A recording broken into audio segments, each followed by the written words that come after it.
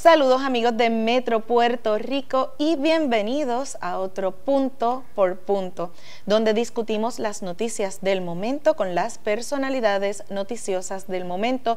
Y hoy nos acompaña en nuestra sala de redacción el secretario del Departamento de Corrección y Rehabilitación, licenciado Francisco Antonio Quiñones Rivera. Gracias y bienvenido acá a Metro Puerto Rico. Gracias por la invitación, un placer estar aquí contigo, Ayola. Vamos a hablar sobre distintos aspectos. Una agencia grande, es una agencia compleja, con una misión, ¿verdad?, esencial para Puerto Rico. Hoy día, ¿cuál es la población correccional total que tenemos, ¿verdad?, institucionalizada? Bueno, las instituciones tenemos 7.300 confinados. De esos 359 son féminas, 70 son menores. De esos menores, 2 son féminas, ¿verdad? Tenemos 23 instituciones a través de todo Puerto Rico, pero no se habla mucho que también tenemos 6.200 personas bajo supervisión del departamento en la libre comunidad, así que también tenemos 800 personas bajo supervisión electrónica del departamento en las calles, en sus hogares. Así que tenemos en total sobre 13.000 personas bajo su supervisión, bajo nuestra responsabilidad, tanto en las cárceles como en la libre comunidad. Y de las personas que están en las cárceles, si tiene el dato, ¿no?, de cuántos son sumariados versus convictos. Nosotros tenemos... ¿O un aproximado? Sí, tenemos alrededor de 1.000, una cantidad un poco más de 1.000 personas sumariadas, que son las personas que todavía están pendientes de juicio y que por alguna razón no prestaron la fianza que impuso el tribunal, y el resto de la población pues sí son personas que han sido convictas, sentenciadas. Si miramos hoy versus, no sé, 4, 5, 6 años atrás, la población correccional ¿ha ido en descenso o se ha mantenido estable o ha aumentado? Sí, la población correccional ha disminuido en alguna medida por los distintos programas que se han creado, desvíos, ¿verdad?, para que las personas estén en las instituciones, pero por eso dije al principio que tenemos una cantidad casi similar a las personas que están en las instituciones, que sobrepasa 7.000, tenemos sobre 6.000 personas en la libre comunidad cumpliendo sus sentencias, ¿verdad?, en libertad a prueba, sentencia suspendida, programas de desvío, que en esos casos también corrección supervisa y su personal, sus técnicos de servicios sociopenales, les rinden a los tribunales les rinden informes periódicos, se visitan en la comunidad. Así que aunque la población en cárcel históricamente ha ido en descenso, pues ha aumentado la cantidad de personas en la libre comunidad, y cuando sumamos unos y otros sobrepasa las 13.000 personas. Y esas 13.000 personas, ¿eso sería un número constante, más o menos, en términos proporcionales a lo que ha sido a lo largo en los últimos años? Bueno, ese número se ha mantenido un poco estable. El número varía de tiempo en tiempo, pero sí, el último año, 2 años se ha mantenido más o menos estable. ¿Cuánto cuesta, y es una pregunta que me imagino que le hacen frecuentemente, cuánto cuesta mantener un confinado diariamente en el sistema? Bueno, un confinado promedio cuesta casi $50.000. Al año. Ese número en algunos casos es menor, y en otros confinados que tal vez tengan condiciones de salud, pues ese número aumenta, pero como promedio está casi llegando a los $50.000. Confinados, cuando usted menciona, por ejemplo, el tema de las condiciones, en términos de confinados geriátricos o, ¿verdad?, de una edad mayor, ¿cuánto es proporcionalmente en términos de la población que está confinada? Nosotros tenemos, y bueno, como también la ley dispone para personas que salgan por condición de salud o porque están, ¿verdad?, son mayores, hay unos beneficios que dispone la ley, así que esa población no es tan grande, pero sí tenemos confinados, y por ejemplo tenemos un confinado que tiene 93 años de edad, así que sí tenemos confinados de edad, pero no es una población tan numerosa, precisamente porque hay programas que dispone la ley para que ese tipo de confinados de mayor edad pueda beneficiarse de cumplir su sentencia fuera de las cárceles. Y por ejemplo, en ese caso, un confinado de 93 años, quiere decir entonces que tal vez o no tiene una condición que le permita el beneficio de la ley, o no tiene un familiar donde reportarse. ¿Por qué, por ejemplo, todavía estaría encarcelado? ¿Y cuál es su condición? ¿Es una persona encamada? ¿Es una persona activa? Aunque no he dicho nombre, pero hay casos particulares, en términos generales, que por el delito que se implica no pueden disfrutar de algunos beneficios. Para poner ejemplo, personas convictas por delito de naturaleza sexual, pues están privados de algunos beneficios que dispone la ley. Ya. En términos de la supervisión, tanto de personas que están encarceladas versus personas que están cumpliendo en la libre comunidad, ¿cómo están en términos del personal? ¿Están cubiertos? ¿Cuántos oficiales correccionales tienen? ¿O hay necesidad de hacer academia y reclutar más personas? No, sí, nosotros hemos sido bien francos en eso. Nosotros necesitamos más personal y estamos en ese proceso de reclutar trabajadores sociales, de reclutar técnicos de récord, de reclutar técnicos de servicios sociopenales y otro personal que dan servicios directos a la población correccional y a las personas que están en la libre comunidad, y de igual manera oficiales correccionales, que es el pilar de nuestro sistema. Los oficiales correccionales, que son los que están en las instituciones trabajando con los confinados, ¿verdad? Dándole seguridad a las instituciones, dándole seguridad a Puerto Rico, y también hemos sido francos de que necesitamos más oficiales correccionales, un poco también para aliviar esa carga de trabajo que ellos tienen, y estamos trabajando en eso constantemente, en vías de realizar una próxima academia para reclutar más oficiales. Y ciertamente estamos haciendo todos los esfuerzos para retener los oficiales que tenemos, al igual que el resto del personal, pero ciertamente los oficiales es el pilar de nuestra agencia. Hablando de, ¿verdad?, reclutar y retener, el tema salarial siempre es un reto.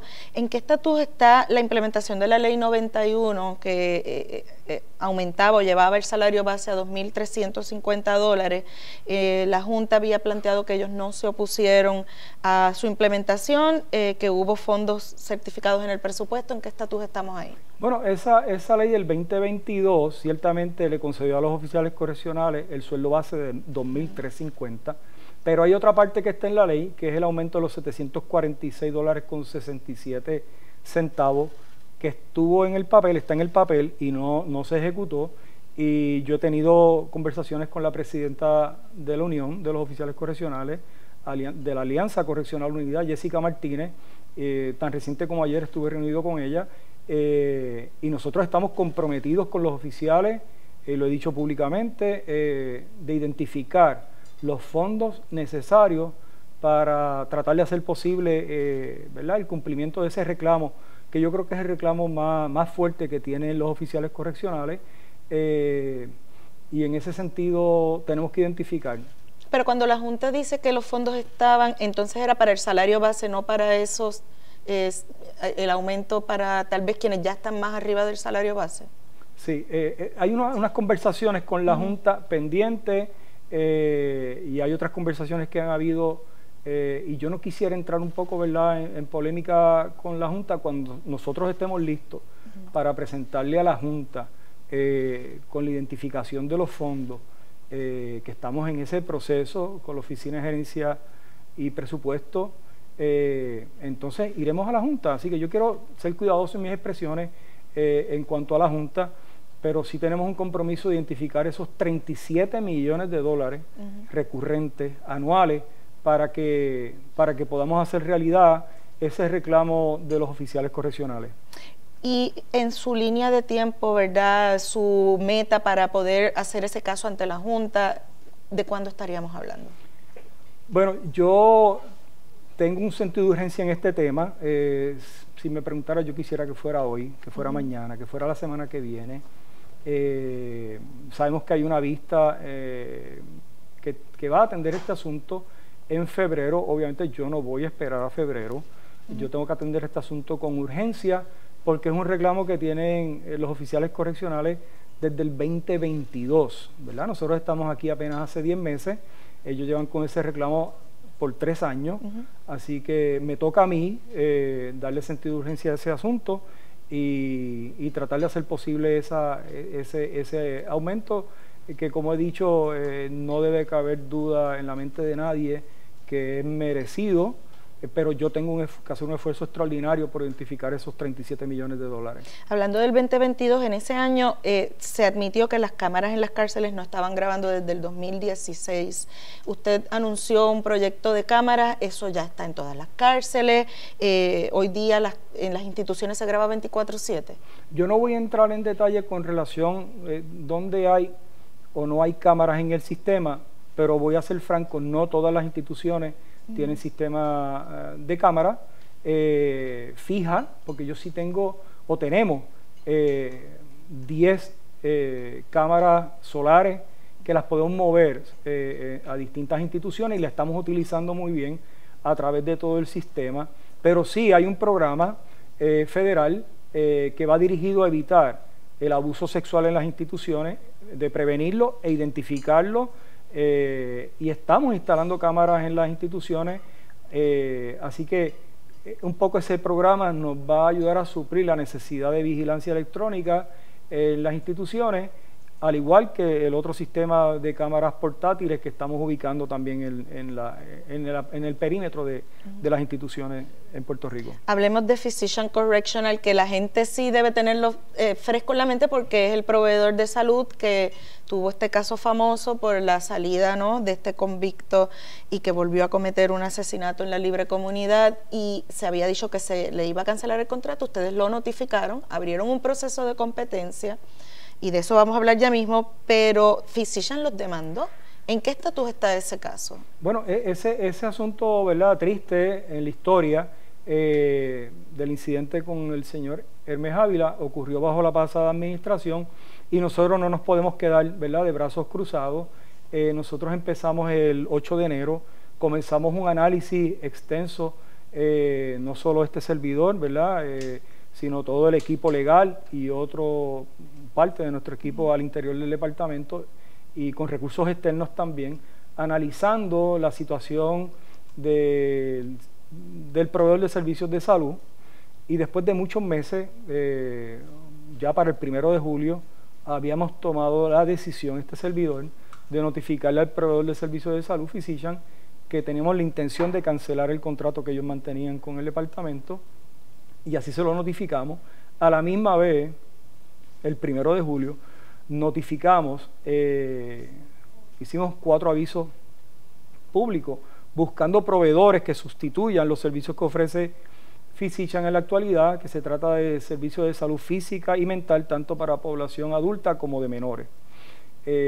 Nosotros recibimos, y ese proceso de recibir propuestas concluyó, nosotros recibimos 12 propuestas, y hemos divulgado los nombres de esas 12 empresas con la información completa de los directivos, direcciones, correos electrónicos, teléfonos, porque queremos que todo el mundo sepa quiénes son los que aspiran o proponen continuar los servicios de salud en el sistema correccional. Ahora mismo está en un proceso de evaluación de esas propuestas.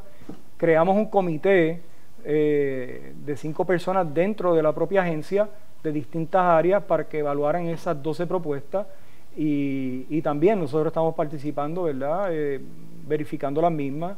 Hicimos un requerimiento de información al Departamento de Estado con relación a la incorporación de cada una de esas empresas. Tengo que decir que prácticamente al otro día de hacer el requerimiento, el Departamento de Estado nos proveyó la información de cada una de esas empresas. Así que estamos en un análisis de cada uno de esos 12 proponentes, buscando que podamos reclutar un proveedor de servicios de salud que cumpla con las expectativas de la población correccional y de este servidor. De hecho, estaba revisando en el Departamento de Estado y prácticamente todas están incorporadas, creo que hay una solamente de este año. Correcto. Pero hay muchos grupos, son grupos médicos o daban servicios de salud mental o servicios de rehabilitación, ¿verdad? De recuperación de personas con adicciones.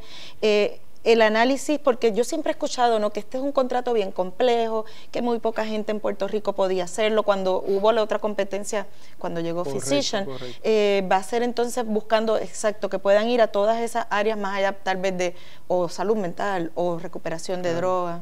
Sí, la realidad es que nosotros hicimos 4 avisos públicos y algunos ofertaron o presentaron propuestas para el área de salud mental. Por ejemplo, una compañía presentó una propuesta solamente para atender el asunto de salud mental de la población adulta.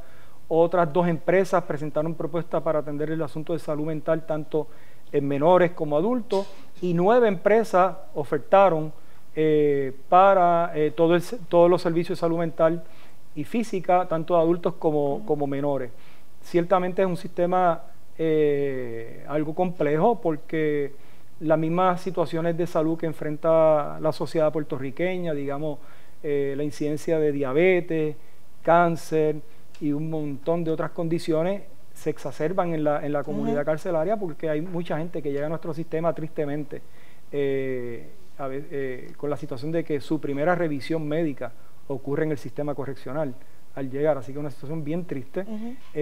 Y hay cantidad de condiciones que tienen que ser atendidas. Muchas personas llegan al sistema, y es la realidad, no lo voy a ocultar, con una situación de uso problemático de sustancias controladas o alcohol. Así que, al igual que con condiciones de salud mental, que van de lo más leve hasta otras situaciones. Y las comorbilidades que estas, claro, por ejemplo, los abusos de sustancias o de alcohol conllevan, claro, también. Claro, así que el proveedor de servicios de salud tiene que cumplir con unos estándares muy altos, y las expectativas son enormes. Es un área en la que, al igual que en alimentos, son áreas que no vamos a descansar. Y bueno, la meta es proveerle servicios de salud a la población correccional. Pero cuando un oficial de nosotros tiene una situación en alguna institución, todas las instituciones tienen áreas médicas, nuestros oficiales van allí. Así que yo tengo que asegurarme que por la población correccional y por nuestros oficiales, los servicios de salud sean los mejores. ¿Y la demanda de Physician en qué estatus está?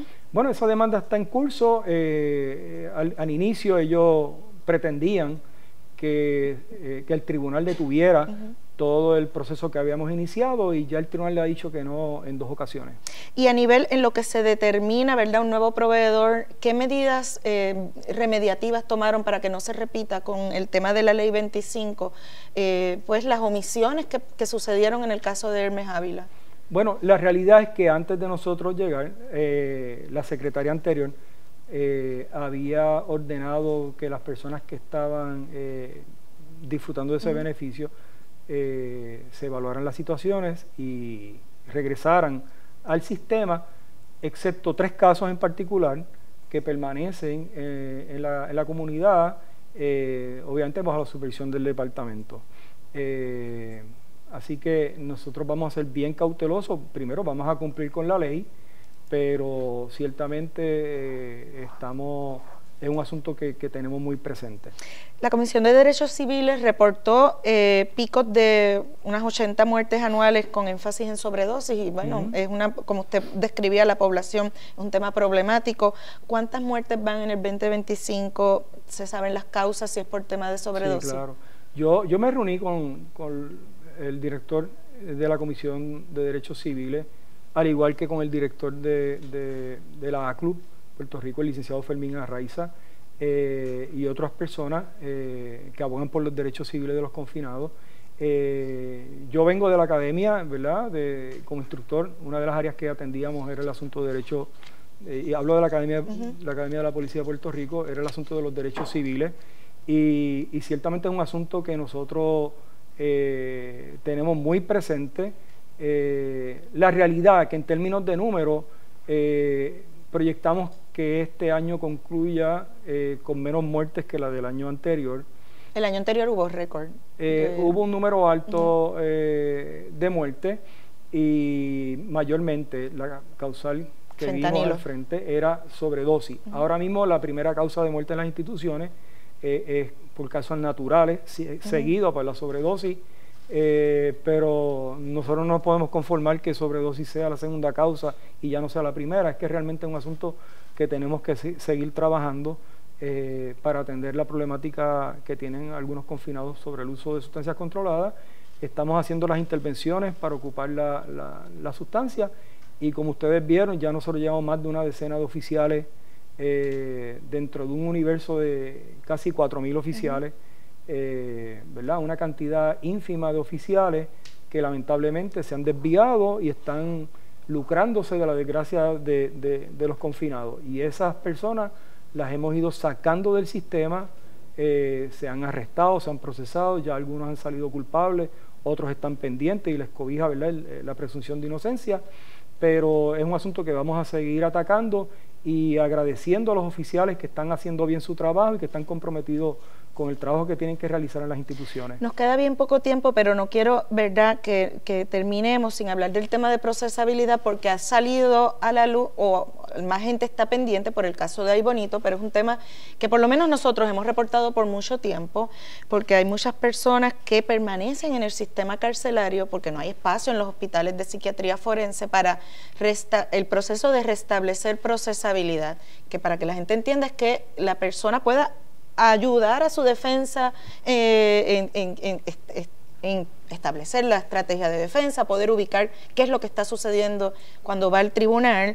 ¿Cuánta gente hay ahora mismo sumariada que están bajo procesos, ¿verdad?, esperando restablecer procesabilidad y tal vez no hay espacio en los hospitales? Bueno, el número exacto son 130 personas y bueno, como explicaba, la regla 240 y 241 del procedimiento criminal es la que regula la procesabilidad de las personas. Es importante que la gente sepa que una persona puede ser declarada no procesable en determinado momento porque tal vez en ese momento no entienda el proceso legal y pueda cooperar con la defensa, y más adelante sí sea declarada procesable y ¿verdad?, pueda ser enjuiciada.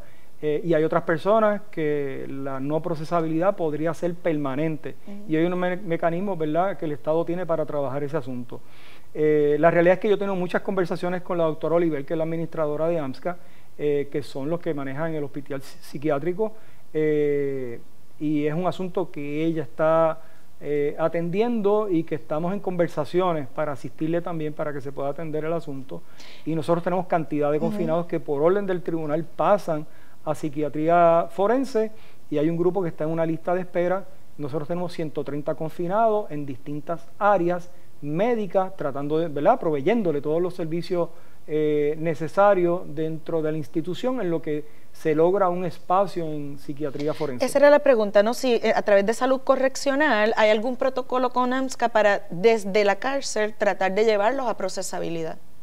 Bueno, sí, ellos reciben el tratamiento. Nosotros tenemos psiquiatras, psicólogos y otros profesionales de la salud y ellos reciben los servicios que necesitan y eso lo evalúa el tribunal mes a mes.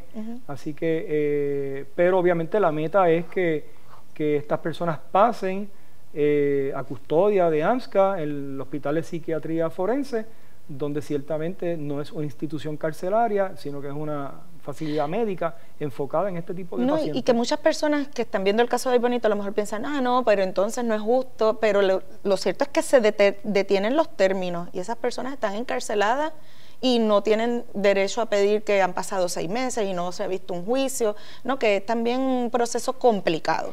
Claro, por eso, ¿verdad?, en términos generales, quise recoger que una persona que es declarada hoy, el caso que sea, no procesable, más adelante es evaluada casi siempre al mes siguiente, y si el psiquiatra o el psicólogo del Estado determina que está procesable y el tribunal acoge esa recomendación, el proceso continúa. Secretario, la pasada secretaria, en la campaña electoral hubo señalamientos sobre unos movimientos a nivel de su estatus como empleada del departamento.